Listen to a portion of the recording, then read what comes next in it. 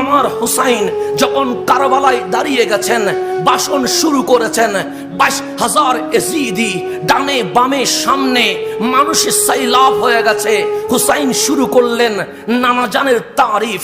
রসুল কারে কয়, রহমতুল্লিল আলামিন কারে কয়, মাথায় তো পাগড়ি আছে, মুখে তো দাড়ি আছে, গায়ে তো জুব্বা আছে, কিন্তু রসুলের কথায় দেখলো চোখের পানি বয়ে আসে না।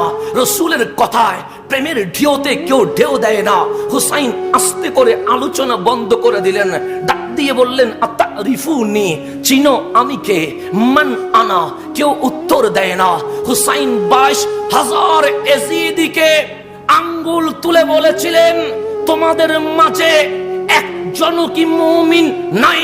সীমার ছিল, ইবনে জিয়াদ ছিল, আযানের ধ্বনি ছিল, পাগড়ি ছিল, শিরদার ছিল, কোরআনের ধ্বনি ছিল। হুসাইন যখন বললেন একজনও কি মুমিন নাই, উত্তর দিতে পারে নাই।